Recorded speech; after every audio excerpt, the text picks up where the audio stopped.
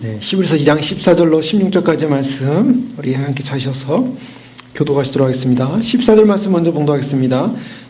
우월하신 그리스도의 성육신 목적이라는 제목으로 오늘 히브리서 말씀 10번째 말씀 함께 나누기 원합니다. 저희는 계속적으로 왜 예수님께서 인간으로 오셔야만 했고 또 인간으로 오신 그 예수님은 왜 돌아가셔야만 했는가 그것을 살펴봤습니다. 특별히 지난 시간에 그 이유 가운데 하나가 바로 우리를 형제로 부르시기 위한 하나님의 그 놀라운 뜻 가운데서 우리를 형제로 선포하는 그런 놀라운 은혜가 있고 또한 더 나아가서 교회를 부르시고 교회 가운데 주님은 찬송하겠다고 하셨고 그리고 또한 그의 고난과 어려움 속에서도 참으로 하나님을 바라보면서 이사야 8장 17절의 말씀처럼 내가 주님을 의지하겠습니다. 내가 하나님을 의지하겠습니다는 예수님의 그 고백을 통해서 결국 우리를 하나님의 자녀로 부르시는 그래서 형제요, 교회요, 자녀로 부르시는 이 세 가지 예수님께서 이 땅에서 고난받으신 그런 인간이 되신 모습을 살펴봤습니다. 오늘 계속적으로 14절에서 16절까지 말씀도 예수님께서 왜 인간으로 오셔야 되는가, 왜 인카네이션, 성육신 하셔야만 했는가 그 부분을 설명하고 있습니다. 더 나아가서 그 성육신 하신 그 분이 우리로 하여금 어떤 것을 행하시는가 바로 15절 16절에 그것을 말씀하고 있습니다. 자, 그 주님께서 성육신 하신 인간과 동일시됨으로 인간의 성품을 그대로 갖고 이 땅에 오신 목적이 뭔가 가장 한 단어로 말씀드린다면 우리를 해방시키기 위해 오셨다라는 것입니다. 그것이 바로 이제 15절의 마지막 모든 자들을 놓아주려 하십니다. 우리를 해방시키기 위해 왔다. 놓아주는 것, 해방시키는 것입니다. 어디서부터 해방입니까? 그 해방이라고 하는 그 주체는 죄입니다. 사망입니다. 그리고 마귀입니다. 이 세 가지 인간을 묶고 있는 가장 무서운 내적인 적입니다. 자, 1970년대에 전세적으로 유행했던 신학이 있습니다. 그것은 바로 해방신학이라는 것입니다. 우리나라도 70년대, 80년대에 굉장히 해방신학의 영향을 받아서 소위 말해서 교회가 좌경화가 됐죠. 그래서 이 해방신학이라는 것은 뭐냐? 결국 해방을 원하는 거예요. 해방. 예수님이 왜 오셨는가? 해방시키러 왔다. 해방신학의 가장 핵심은 해방입니다. 그럼 무엇에 대한 해방인가? 앞제로부터의 해방이라는 것입니다. 정치와 사회적 억압과 그 다음에 수탈당함으로부터 비인간화되는 그러한 인간의 어떤 그런 억울함을 우리가 풀어야 된다. 물론 성경에는 없지 않아서 예수님께서 그와 같은 일을 하신 것을 살펴볼 수 있습니다. 예수님은 정말로 억울하고 소말해서 지배당하는 그러한 백성들을 향하여 사랑으로 돌봤고 또 굶주린 자를 먹이셨고 소외당한 자를 도우셨습니다. 사회적 관점에서 보면 예수님께서 분명히 그들을 향한 긍휼을 베푸셨어요. 그런데 거기까지만이 진정한 해방이었는가? 예수님께서는 꼭 그렇지 않으셨습니다. 그 다음 단계가 있었던 거죠. 그래서 사람들은요, 해방신학에서는 냉혹한 과대망상을 가진 어떤 지도자나 이기적인 고용주들이나 무관심한 정치자들의 이 압제와 수탈 가운데서 그들로부터 우리가 해방되어야 된다라고 투쟁을 했습니다. 그래서 인간적인 투쟁을 통해 해방을 나타내는 것이 일종의 이제 막시즘, 소면서 이 마르크스 공산주의 이론이 들어와서 투쟁과 그다음에 그 저항을 통해서 우리가 해방해야 된다. 뭐 그런 개념이었죠. 그런데 본질적으로 그것은 성경에서 말하는 진정한 예수님이 이 땅에 오신 해방의 목적을 발견하지 못한 것입니다. 왜냐하면 바로 그와 같은 곳에서 인간의 본질적인 세력들이 없어진 게 아니에요. 사실 눈에 보이는 세력은 압제 세력이고 정치 세력이고 이데올로기 세력 같아 보였지만 그러나 더 들어가 보니까 그것을 조종하는 세력이 있더라는 것입니다. 더 그 조종하는 세력, 더 무서운 세력, 더 악한 테러리스트 누구냐? 죄라는 거였습니다. 인간 안에 본질적으로 숨겨지는 이 죄의 문제, 그 죄로 말미암아 인간은 어떤 결과가 왔냐면 사망이라는 것이었습니다. 죽음이라는 것이었습니다. 그리고 그 사망과 죄와 사망을 쥐어잡고 그것을 주관하는 자가 있더라는 거예요. 그 뒤에 보니까 그게 마귀였다는 것입니다. 오늘 14절에 죽음의 세력을 잡은 자, 이 죽음의 세력을 잡은 자가 누구였는가? 바로 마귀라는 것입니다. 사실 죽음이라고 하는 것은 죄에 대한 결과요 심판이었습니다. 그러나 이 죽음이라는 이 본질적 죽음, 사망이라는 인간이 도저히 그것을 해방할 수 없는 인간 스스로 노력으로 거기서 빠져나올 수 없는 가장 간악한 원수에 사로잡힌 인간인데 그 간악한 원수가 누군가? 바로 이 사단이라는 것입니다. 바로 예수님께서 오늘 바로 이 부분을 오늘 14절부터 16절까지 바로 이 해방이라는 주제를 가지고 예수님 오셨는데 이 해방의 그 어디로부터 해방인가? 바로 이 부분이었습니다. 눈에 보이는 가시적인 세상이 아니라 그 뒤에 숨어 있는 인간 안에 본질적으로 문제가 됐던 죄의 문제. 그래서 바로 14절에 보면 자녀들은 혈과 육에 속하였습니다. 이 혈과 육에 속했다라는 이 표현을 통해서 우리가 뭘 할 수 있냐면 이 혈과 육, 육체와 피입니다. 육체와 피에 속했다라는 이 말은 인간의 연약성을 말하고 있습니다. 인간의 그러한 부족한 모습, 한계성. 그래서 그 인간의 이 부족함과 한계성 속으로 말미암아 인간이 죄 가운데 빠질 수밖에 없는 그러한 본질적 연약성을 말하고 있어요. 인간이 바로 그렇기 때문에 자녀들이 그렇기 때문에 예수님도 같은 모양으로 혈과 육을 입으셨다라고 말하고 있어요. 이 성육신의 가장 중요한 이유입니다. 왜 예수님이 성육신 하셨는가? 그것은 인간이 혈과 육에 속했기 때문이에요. 그러면 이것은 우리가 생각할 때 굉장히 쉽지 않은 것입니다. 이번에 2월 1일자 더 커런트라는 그 인터넷 신문에 발표가 됐다고 하죠.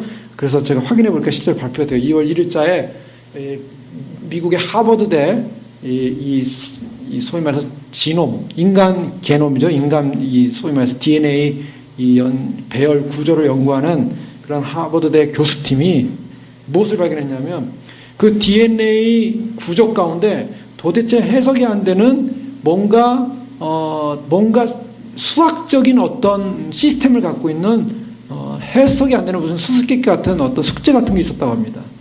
근데 그거를 이제 계속적으로 인간 그 게놈 지도를 연구하는 사람들은요, 그 메커니즘을 풀려고 굉장히 노력해왔어요. 그래서 많이 풀었거든요. 근데 뭔가 풀리지 않는 수학적 문제가 있었는데 이것을 풀려고 하다가 어떤 그 힌트를 발견했어요. 뭐냐면 뭔가 이 수학적인 구조가 되어 있는데 이것이 무슨 구조인가를 하면서 여러 가지로 확인하는 가운데 이것이 뭔가 언어를 갖고 있다라는 언어 시스템을 발견합니다. 그것을 컴퓨터에 넣어봤어요. 이것이 도대체 무슨 암호인가 넣어봤는데 언어라는 것을 발견했고 그 언어가 어떤 언어인가? 수많은 언어가 있지 않겠습니까? 그런데 예수님이 당시에 사용했던 예수님이 말씀으로 구어로 사용했던 아람어의 시스템이라는 걸 발견했습니다. 그래서 그 아람어 시스템대로 그 메커니즘을 푸니까 놀라운 사건이 발견된 거예요. 인간의 DNA 안에 헬로, 안녕, 나의 자녀들아. 나는 only true God. 나는 오직 진실된 하나님이다. 너희가 이 비밀을 풀었다. 그러면서 이것을 평화롭게 세계 사람들에게 알려라. 이런 메시지가 담겨있다는 거예요. 이거 아주 기가 막힌 사건입니다. 그래서 이것을 네이처지에 3월달에 낸다고 했는데요. 그 네이처지에 3월달에 내면서 이것은 찰스 다인이 말한 진화론을 갖다 무너뜨릴 수 있는 혁명적인 사건이다. 그렇게 얘기하고 그것을 연구했던 교수 중에 한 분이 그런 간증을 했어요. 자기는 무신론자였는데 이것을 기회로 나는 하나님을 믿게 됐다. 생각해 보십시오. 인간이 무신론적인 과학자가 인간 DNA 안에 하나님의 시그니처를 해놓은 거예요. 사인을 넣어놨어요. 인간을 만들고 인간의 가장 핵심인 DNA 게놈에다가 그 지도에다가 하나님의 시그니처를 적어놨어요. 나는 너희를 만든 창조주 하나님이다. 얼마나 놀라운 사건입니까? 이것은 무엇을 말하냐면 하나님이 창세기에 인간을 만드시고 그 영광스러운 하나님이 이제 인간 역사를 마무리한 이때 그걸 드러내신 거예요. 인간 역사 6천년 동안에 인간의 기술로서 드디어 DNA에 그 하나님이 만드신 바로 그 처음 그 메커니즘을 발견한 거예요. 얼마나 놀라운 사건입니까? 저는 그걸 보면서 이제 주님 곧 오시는 거예요. 왜 곧 오시는가? 주님이 이 땅 가운데 인간에게 심어놨던 하나님의 창조주라는 사건이요. 이제 시간이 거꾸로 이렇게 흘러간다면 다시 하나님께서 그 사인을 했던 그 메커니즘의 시간으로 돌아간 거예요. 그래서 인간 역사 마지막에 인간을 창조한 분은 하나님이다. 일반 예수를 안 믿는 과학자에 의해서 선포하게 만들어놨어요. 이게 지금 인터넷에 지금 뜬 거예요. 어마어마한 사건 아닙니까? 이거는 어마어마한. 근데 사람들은요, 그게 무감각해요. 무신론자들은 그렇다고 해서 찰스 다인이 말한 진화론이 없어진 건 아니다. 소위 말해서 유대교에서 말하는 유대교 하나님이 인간을 만들었다고 사인을 넣었어도 그 다음부터 인간은 계속 진화돼 왔다. 이렇게 또 말도 안 되는 허구의 말을 한다는 거예요. 인간은 그만큼 완악해요. 하나님이 그렇게 인간 만들었다라는 사인을 줬다라는 사실이 과학적인 증명으로 드러났는데, 객관적인 증명이 드러났음에도 불구하고 인간들은 그것을 거절하고 싶은 거죠.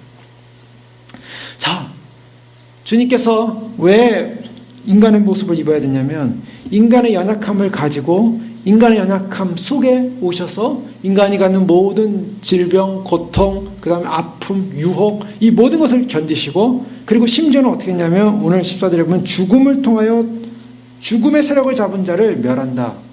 이게 놀라운 기독교 역설입니다. 죽음을 잡기 위해서, 죽음을 없애기 위해서 대신 죽으신 거예요.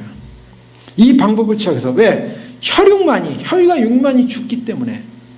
그래서 혈과 육으로 된 인간의 육체가 죽기 때문에, 인간이 죄로 말미암아 사망하기 때문에 그 육체적 사망을 육체가 되셔서 오셔가지고 그 육체 사망을 대신 경험하시고 대신 철폐하시는 사건 때문에 인성을 입으셨다는 것입니다. 이것이 창조주 하나님이 인간이 되신 사건이에요.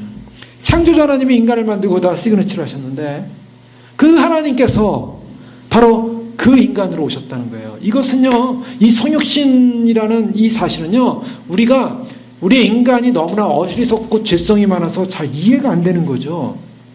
우리가 크리스마스가 되면은, 크리스마스 시즌이 되면 사람들이 예수님, 아기 예수님 오신 거 찬양하고 막 기뻐하잖아요. 우리를 위해서 구원하시기 위해서 오신 예수님. 근데 그분이 예수님 인간이 되셨다는 이 사건은요, 도저히 상상이 안 가는 영광스러운 사건이에요.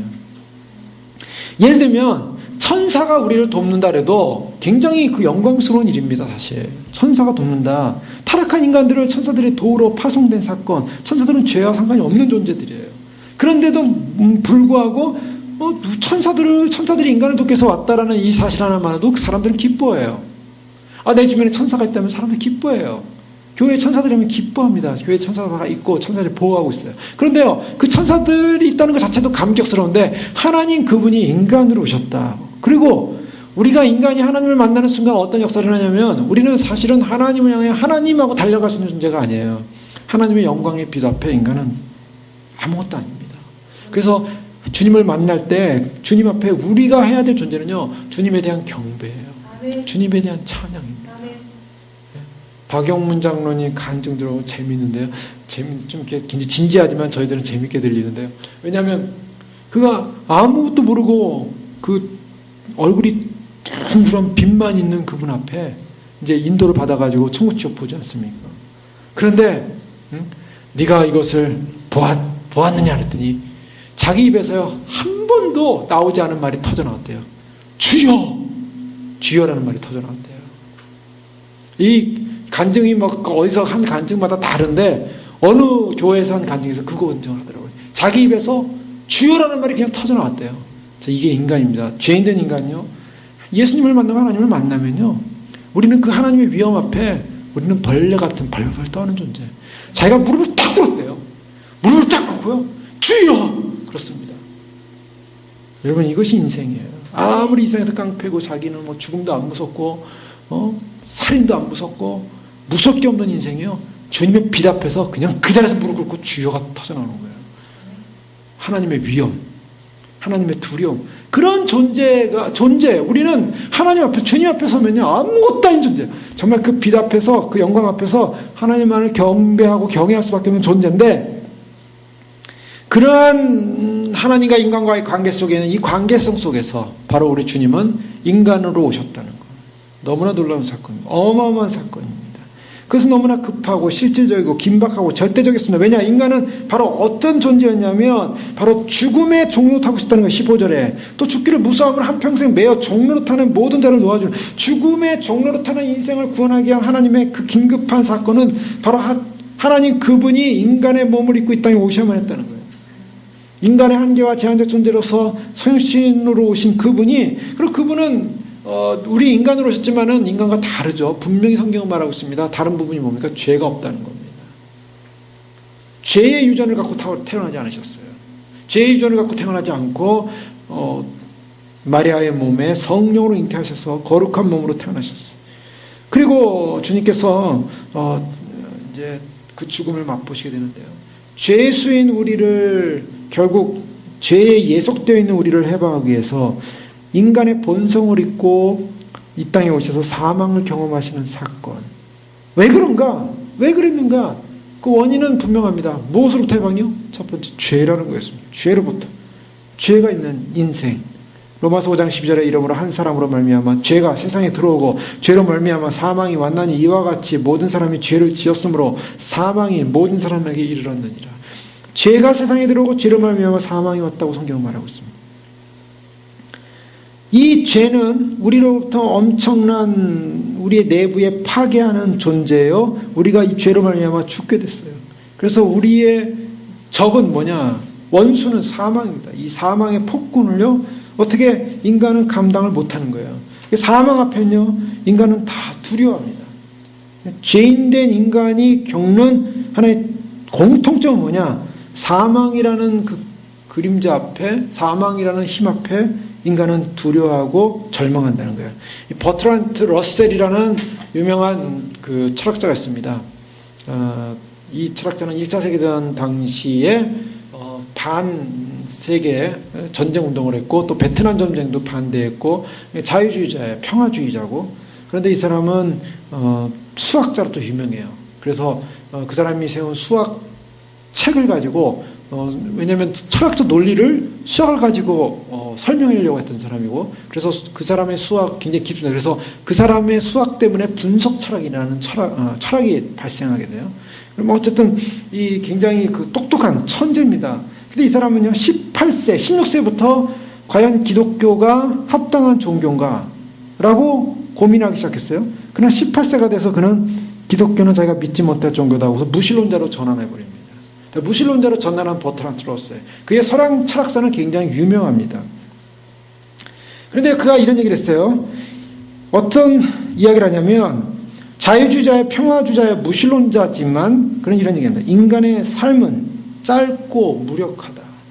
그리고 느리지만 확실한 멸망이 인간과 모든 인류에 무자비하고 어둡게 떨어진다.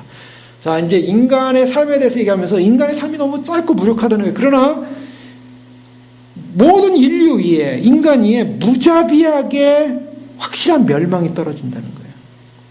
전능한 물질은 선과 악을 돌아보지 않고 파멸에 아랑곳하지 않고 그 냉혹한 길을 굴러간다.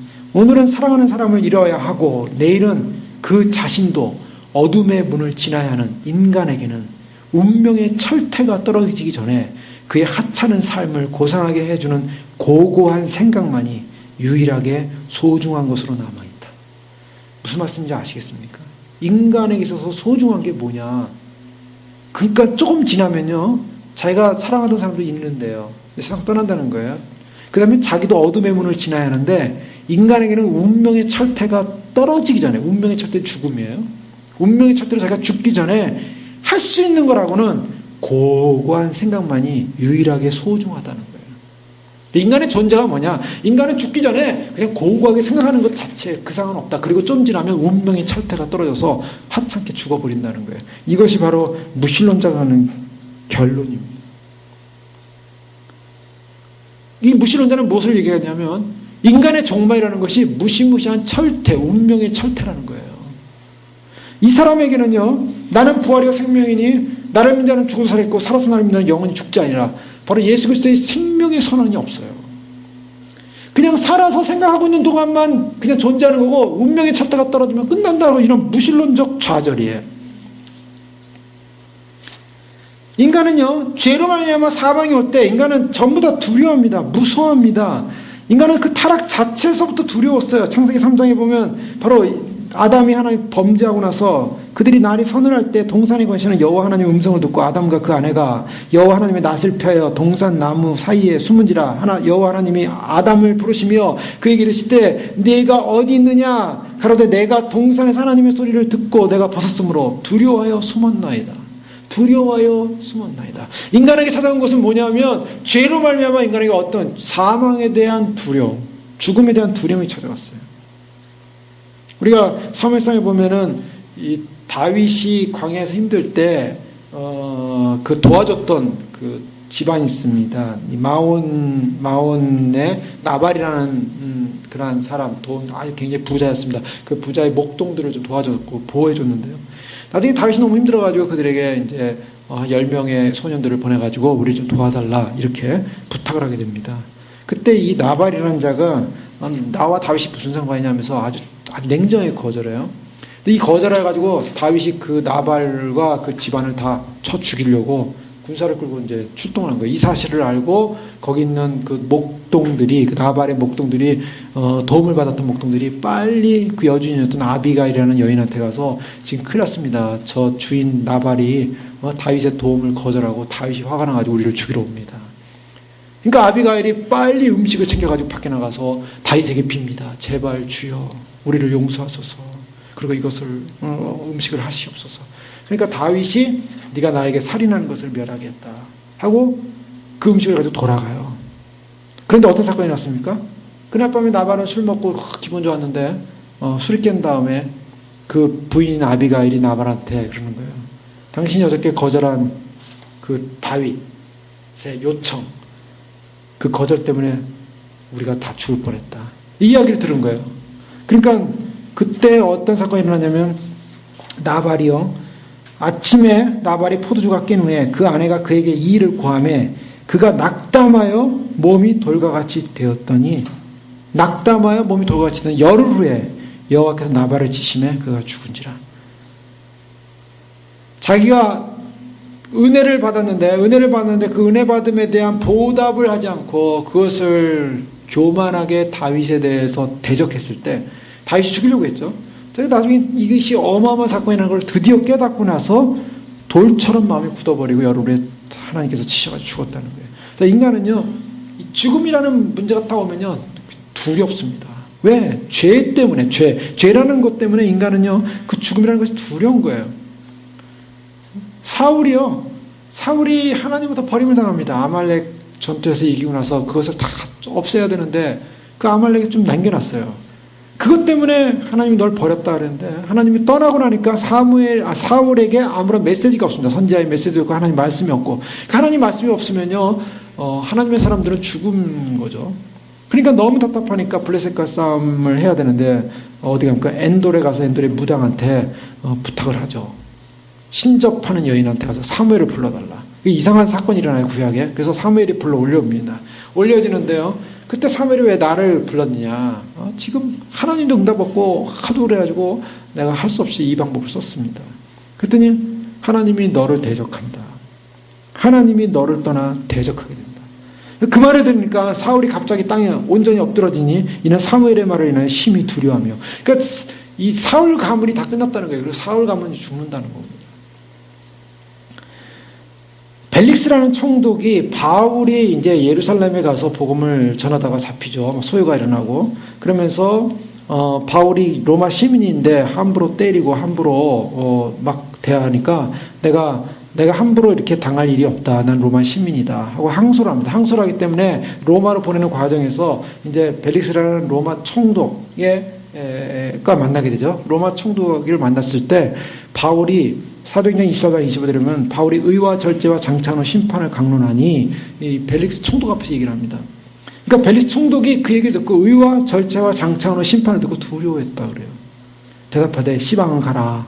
내가 틈 있으면 너를 부르리라. 그래서 두려워했대요. 어떤 얘기? 의, 절제, 장차는 심판. 죽음에 대한 두려움인 거예요. 오늘 많은 사람들이요, 마지막 때 주님 오심을 외치고 주님의 심판이 만다라고 하면요, 어떤 사람들은 웃을 거예요. 비웃고 이 세상에 무슨 심판이 올 것이냐.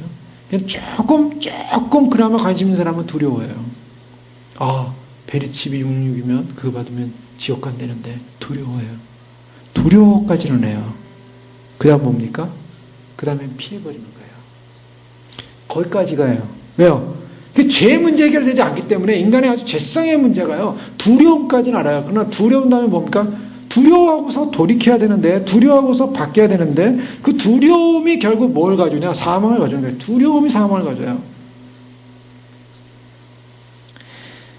인간의 굴레, 인간의 두려움이라는 굴레, 로마서 8장 21절에는 바로 예수님께서 이러한 인간들, 죽음이라는 문제 앞에서 인간, 이 죽음의 문제 앞에서 인간 다 두려워하는데, 두려워서 결국 죽어야 되는데, 로마서 8장 21절에는 바로 예수님께서 그 바라는 것은 그 피조물도 썩어짐의 종로로 탄 데서 해방되어 하나님의 자녀들의 영광의 자유에 이르는 것이니라. 썩어짐의 종로로 탄 데서 해방되어서 하나님의 자녀들의 영광의 자유에 이르는 것이니라. 썩어짐의 종로로, 썩고 죽어지는 사망의 그런 굴레, 그런 사망의 반디지, 그 사망의 굴레로부터, 그 두려움의 굴레로부터 해방이 돼서 하나님의 자녀들의 영광의 자유에 이르는 것, 바로 그것이 피조물이 원한다는 거예요. 예수님께서 이 땅에 오셔가지고 하신 일이 뭐냐? 결국 우리를 그런 죽음의 두려움, 사망의 두려움, 거기서 해방해서 우리를 피조물의 하나님의 영광의 자유에 이르게 하는 것. 갈라디아서 5장 1절에도 그리스도께서 우리에게 자유롭게 하려고 자유를 주셨으니 그러므로 굳건하게 서서 다시는 종의 멍에를 매지 말라. 주님께서 왜 이 땅에 혈육을, 육신의 몸을 입고 이 땅에 오셨는가? 바로 오늘 그 이유는 죽음의 문제를 해결하기 위해서예요. 죽음의 문제를 잡고 있는 존재가 누구였냐? 이 죽음의 문제를 잡고 있는 존재가 마귀고, 이 마귀가 죽음을 주는 세력이었기 때문에, 세력을 잡은 자이기 때문에, 죽음의 세력을 잡은 자로서 이 죽음의 세력을 가진 자가 그 철퇴를 내려치려고 하면, 버트란드 러셀에 표하면 무서운 거예요. 두려운 거예요. 그 공포가 오는 거예요. 그 공포에 한평생 매여 종로로 타는 인생들을 놓아주려 함이라. 피조물이 원하는 것은 바로 그 썩어짐의 종로로 타는 데서 벗어나서 해방되어서 하나님의 영광의 자유에 이르게 하려 함이라. 우리가 참으로 자유함을 얻었으니 더 이상 종의 멍에를 매지 말라. 주님께서 이 땅에 오신 목적 바로 그것입니다. 우리는 더 이상 죽음과 사망과 이 땅까지 썩어짐에 종로 타는 그런 두려움 속에 빠져있는 존재가 아니라 주님으로부터 오는 해방과 자유와 생명을 얻는 존재로서 그 확신을 가지라는 것입니다. 골로새 2장 13절 이하에 보면 또 너희의 범죄와 육체의 무할례로 죽었던 너희를 하나님이 그와 함께 살리시고 우리에게 모든 죄를 사하시고 우리를 거스리고 우리를 대적하는 의문에 쓴 증서를 도말하시고 제하여 버리사 십자가에 못 박으시고 정사와 권세를 벗어버려 밝히 드러내시고 십자가로 승리하셨느니라. 아멘. 정사와 권세 잡은 게 뭡니까? 이 땅에 정사와 권세 잡은 건 사단이에요. 사단. 이 사단의 권세를 없애버리고 십자가로 승리하셨다. 예수님께서 육체의 무할례로 죽었던 우리 모든 죄를 사하셨어요. 죄를 사하셨어요. 그리고 마귀의 정사와 권세를 벗어버리고 우리를 대적하는 의문에 쓴 증서, 우리를 대적하는 의문에 쓴 골로새 2장 14절에 나오는 우리를 거스리고 우리를 대적하는 의문에 쓴 증서가 뭡니까? 이게 송사, 소위 말하는 소송장이에요. 이 사람은 이런 죄를 졌으니까 이 사람은 죽어야 됩니다. 마귀가 내건 소송장입니다. 마귀가 내건 소송장을 도말하시고 제하여 버리사 십자가에 못 박으시고 정사와 권세를 벗어버려. 정사와 권세, 이 사단의 권세, 사단의 그런 정권의 그런 권력, 사단으로 말미암아 죽음의 권세 가운데 종로로 타는 우리의 인생을 주님께서 끊어버리시고 십자가로 승리하셨느니라. 주님께서 인간의 모험을 입고 성육신 하셔서 죽음을 통하여 우리를 이렇게 자유케 하려고 주님께서 성육신 하셨다는 것입니다. 예수님께서 전혀 죽으시지 않으셔도 될 뿐이에요.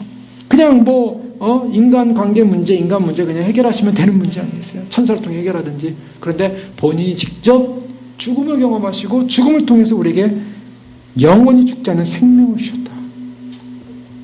이것이 주님께서 우리에게 생명을 주시는 방법이었다라고 성경은 말합니다. 굉장히 사망을 잡는 것입니다. 그래서 이 죽음을 통하여 예수님께서 죽음을 통하여 죽음의 권세 잡은 자를 잡았고 멸하시고 그 다음에 우리를 놓아주셔야 합니다. 14절 15절 말씀은 두 가지죠. 예수님이 이 땅에 오신 성육신은 결국 마귀를 멸하신과 동시에 마귀로부터 우리를 이끌어 주셔서 해방시켜주는 사건.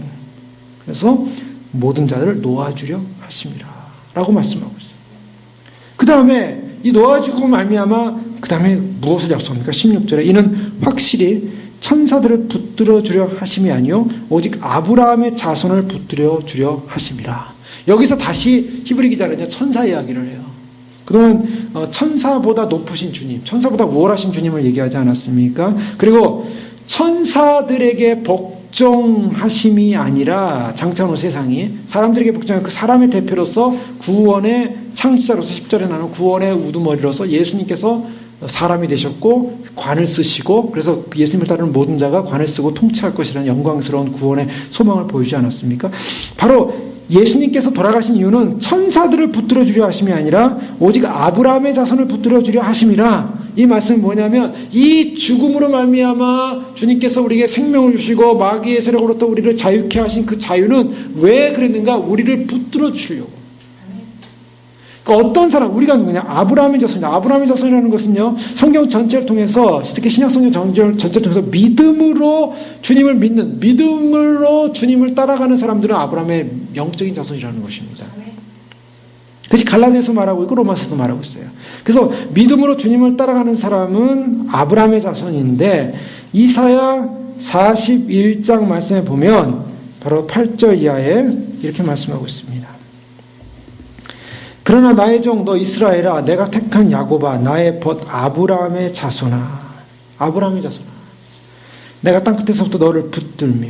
자, 아브라함의 자손을 붙들어 주신다고 하신 이 말씀이 바로 이사야 41장 8절에 나오고 있습니다. 아브라함의 자손을 향하여 내가 땅끝에서 너를 붙들며 땅 모퉁이에서부터 너를 부르고 내게 이르기를 너는 나의 종이라 내가 너를 택하고 휘어버리지 아니하였다 하였노라. 두려워하지 말라 내가 너와 함께합니다. 놀라지 말라 나는 내 하나님이 됨이니라. 내가 너를 굳세게 하리라. 참으로 너를 도와주리라. 참으로 나의 의로운 오른손으로 너를 붙들리라. 자, 주님께서요 누구를 붙들어 준다 그랬습니까? 아브라함의 자손을 붙들어 준다 그랬습니다. 그런데 바로 이사야 41장 8절 이하에 이스라엘, 영적 이스라엘, 나의 택한 야곱, 나의 법 아브라함의 자손아, 아브라함의 자손아, 믿음으로 주님을 의지하는 사람들은 아브라함의 자손이요. 그런 자손을 향하여 하나님께서 주님이 약속하신 건 뭡니까? 너를 땅 끝에서 붙들겠다고 말씀하고 있어요. 땅 모퉁이에서부터 너를 부르겠다고 말씀하고 있어요. 요한계시록 이 말씀에 보면 내 땅 모퉁이를 천사들이 붙들고 있습니다. 환란의 바람이 불지 못하도록, 환란의 얼음이 불지 못, 대환란의 바람이 불지 못하도록 붙들고 있어요. 왜요? 인치기까지. 내 백성들이 인치기까지. 그래서 주님께서 지금 왜 대환란이 안 오나? 사람들은요 이렇게 가다가 세상에 이렇게 그냥 가다가 그냥 어떻게 잘 되겠지라고 생각해요. 아닙니다. 이제 주님께서 이 팍 붙들고 있는 하나님의 백성을 부르시는 작업의 시간이 끝나게 되면 그냥 그 댐이 무너지듯이요 환란은 밀어닥치는 거예요. 아멘. 인간은요 그때는 아무것도 할 수 없어요.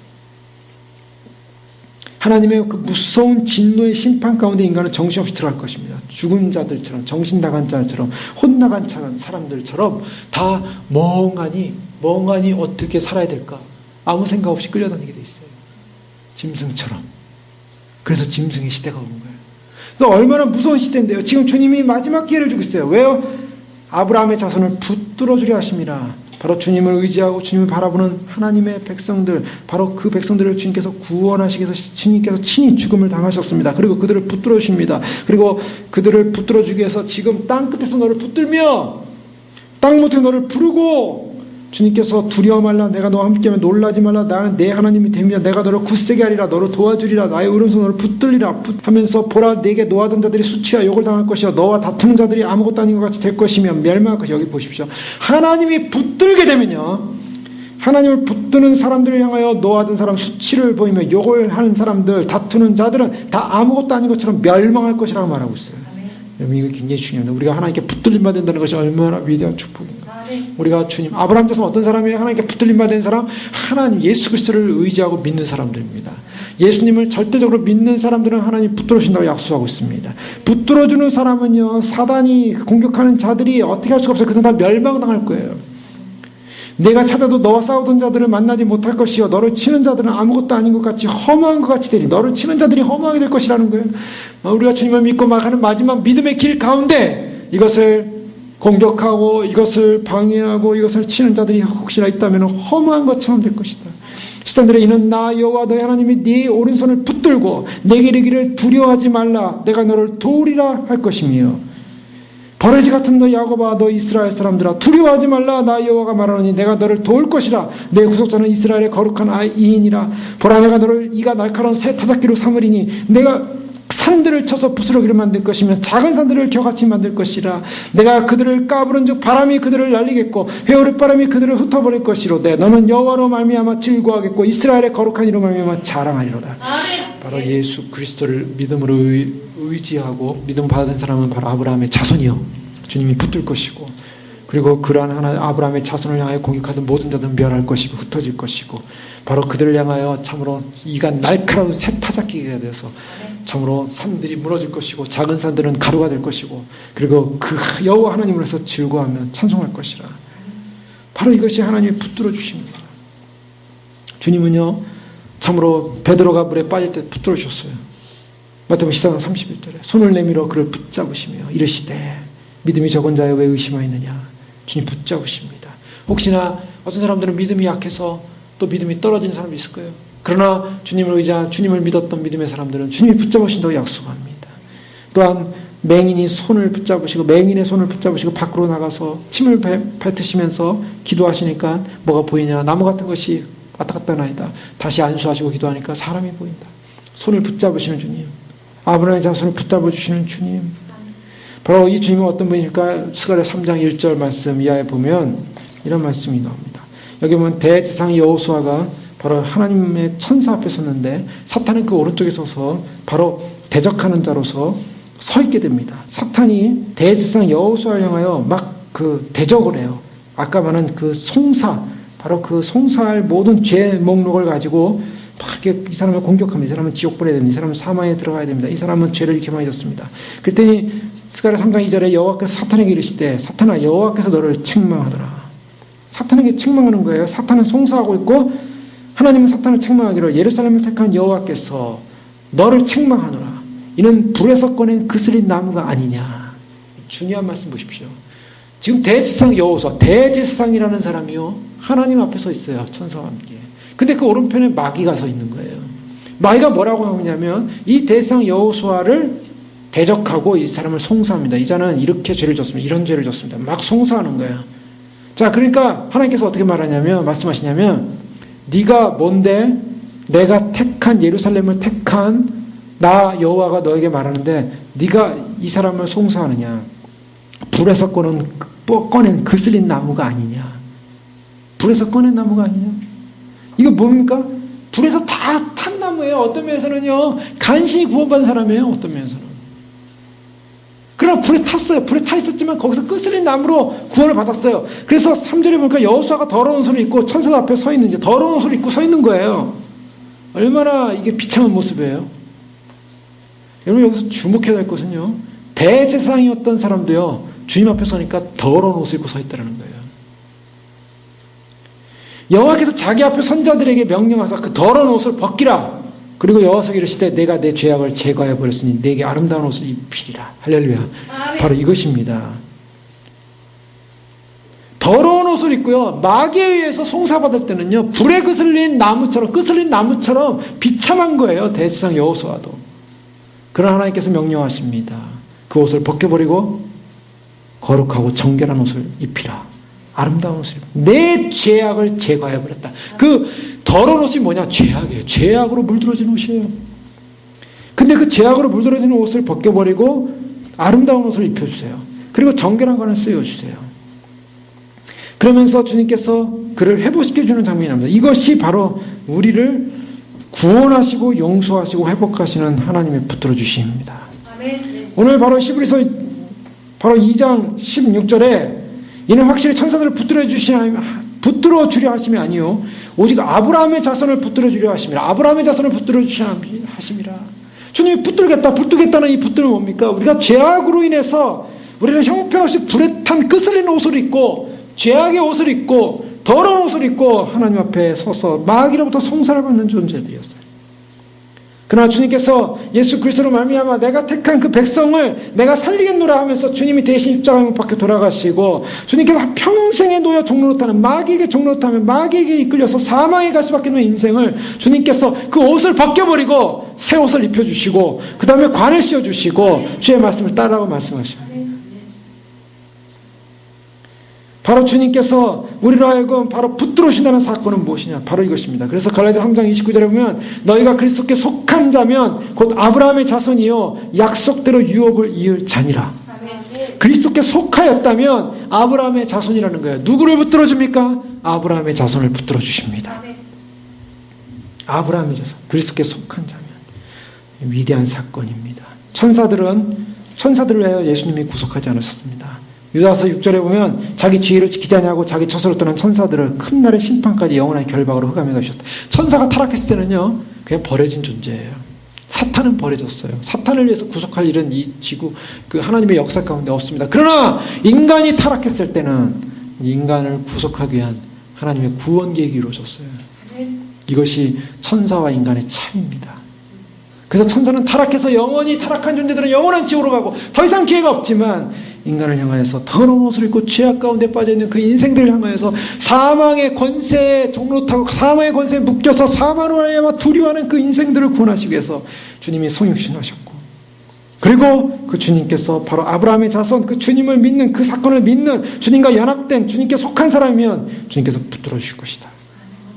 주님께서 마지막까지 우리가 주님을 붙잡고 주님의 구원을 붙잡고 주님의 나를 위해 성육신하신 그 놀라운 사건을 붙잡고 주님의 보혈을 의지하고 주님에게 속해 있다면 주님이 우리와 함께 하시고 우리를 붙들어 주실 것입니다.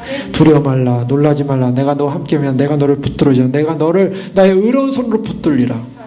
주님께서 우리를 새 날카로운 타작기계로 삼으셔서 적들을 물리치게 하시고, 아브라함의 자손, 택한 야곱, 주님께서 택한 하나님의 자손이기 때문에 주님이 오시는 그날까지 지킬 줄로 믿습니다.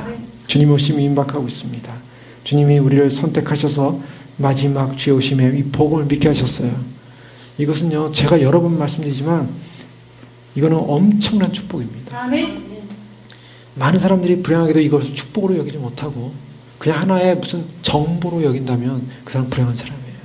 이거는 약속이고 언약이에요. 아멘. 휴거와 들림은요, 이 약속을 믿고 준비하고 사모하는 사람이 반드시 일어날 것입니다. 아멘. 하나님이 그 영광을 드러내실 거예요. 아멘. 그래서 아브라함의 자손은 하나님 붙드십니다. 아멘. 우리가 아브라함 자손인데요, 주님 오시는 날 주님 앞에 서는, 그래서 이 마지막 영적 전쟁에 승리하는 여러분 되실 주님을 축원합니다. 기도하겠습니다. 이 시간 기도할 때 우리가 믿음으로 기도하겠습니다. 참으로 우리를 부르신 분은 주님이십니다. 우리를 택하신 분도 주님이십니다. 우리가 택한 것이 아니에요. 우리가 택해서 주님 앞에 선 것도 아니고 우리가 택해서 구원받은 백성이 되었노라고 선언하는 것도 아닙니다. 주님이 우리를 부르셨습니다. 참으로 불 가운데서 다 죽어가는 우리의 인생을 주님께서 부르셔서 참으로 그 끌린, 참으로 불 때문에 타버린 그러한 냄새나는, 참으로 그러한 옷을 입고 서 있는 불행한 대지상 여호수아처럼 하나님 앞에서 벌벌벌 참으로 사단의 정죄를 받으면서 서 있는 그 인생을 향하여 주님께서 선포하시기를, 내가 택한 그 여호수아의 더러운 옷, 그 죄악된 옷을 다 벗어버리고 새 옷을 입히라. 천사들이 그것을 입혀줬을 때 그런 의의 새 예복을 입고 주님 앞에서 선택받은 믿음의 백성으로, 주님 앞에 구원받은 믿음의 백성으로 참으로 주님의 영광 가운데 주의 말씀을 순종할 때 하나님의 영광의 은혜 가운데 서게 되는 것입니다. 주님께서 우리를 부르셨고 주님께서 우리를 인도하셨고 주님께서 우리를 지키셨기 때문에 참으로 주님 앞에서 우리가 영적으로 승리하며 말씀으로 승리하며 진리의 영으로 승리하는 그러한 인생이 될 줄로 믿습니다. 참으로 소망하면서 우리가 주님을 바라볼 수 있도록 축복하여 주시옵소서. 우리가 함께 기도하겠습니다. 부끄러지 않은 존재로 저 앞에 설 수 있도록 도와주시옵소서. 이제 곧 오십니다. 주님, 곧 오시는 주님, 아버지는 이제 시간이 다 됐습니다. 휴거의 영광은 임할 것입니다. 아버지는 끝까지 믿음으로 주님을 준비하고 믿음으로 아버지 하나님 행한 자, 믿음으로 인내한 자 그날에 설 것입니다. 아버지 하나님 참으로 주님 앞에 참으로 단 한 번밖에 없는 영광스러운 휴거를 놓치지 않게 하시고, 아버지 하나님 참으로 주님 단 한 번밖에 없는 영광스러운 기회를 놓치지 않게 하시고, 오늘도 깨어 준비하며 오늘도 아버지 하나님 신랑 맞이하게 준비하며 오늘도 신랑 맞이하게 예배하며 오늘도 신랑 맞이하게 그 믿음 놓지 않으며 오늘도 신랑 맞이하게 아버지 하나님의 기름등불 준비하며 오늘도 신랑 맞이하게 참으로 주님 우리 가운데 언약의 정소리로 휴거의 영광의 복음을 주셔서 감사합니다. 주님 참으로 주님 오시는 그날, 아버지 하나님 참으로 주님 오시는 그날 주여 이제 임하고 있음을 감사합니다.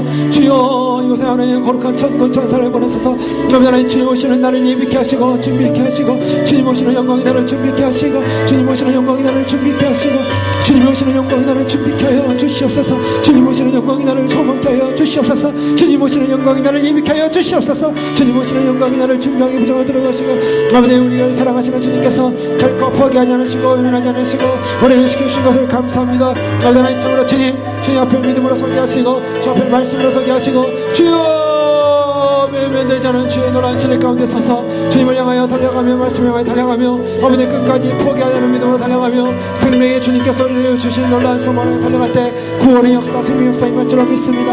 아버지 하나님 참으로 주님 나를 향해 달려갑니다. 그 소망을 향해 달려갑니다. 아버지 하나님 참으로 어둠의 창밖 가운데 어둠의 사막 가운데 아버지 하나님 참으로 주님 죽어가는 인생들 되지 않게 하소서. 아버지 하나님 주님만이 우리의 생명이십니다. 주님만이 우리의 구원이십니다. 주님만이 우리의 모든 것입니다. 주님만이 우리의 모든 것입니다. 주여 와이바라스 바라라스 여호와 생명의 하나님 오직 주님이 놀라운 생명의 역사 생명의 역사 구원의 역사 아버지 하나님 놀라운 진리 역사 놀라운 소망의 역사 임하여 주시옵소서. 임하여 주시옵소서. 가정들마다 임하여 주옵소서. 자녀들마다 임하여 주시옵소서. 아버지 하나님 교회 성도님마다 임하여 주시옵소서. 이곳에 올라야 될 믿음의 백성들마다 임하여 주시옵소서. 아버지 이곳에 함께하여 될 믿음의 지체들을 일으켜 주시옵소서. 아버지 하나님 참으로 주님 아버지 사랑의 그 가정들을 인도하여 주시옵소서. 아버지 하나님 이기적인 자기의 목적을 향하여 방황하는 인생들 되지 않게 하여 주옵소서. 아버지 하나님 참으로 이리 갔다 저리 갔다 방황하며 아버지 하나님 참으로 자기의 육신적 만족을 찾아서 아버지 하나님 자기 육신의 정욕을 찾아서 자기 육신의 해방을 찾아서 이전에 방황하는 그러한 인생들로 남지 않게 하여 주시옵소서. 주님이 우리를 부르셨사오니 끝까지 승리하게 하시고 주님이 우리를 부르셨사오니 끝까지 달려가게 하시고 주님이 우리를 부르셨사오니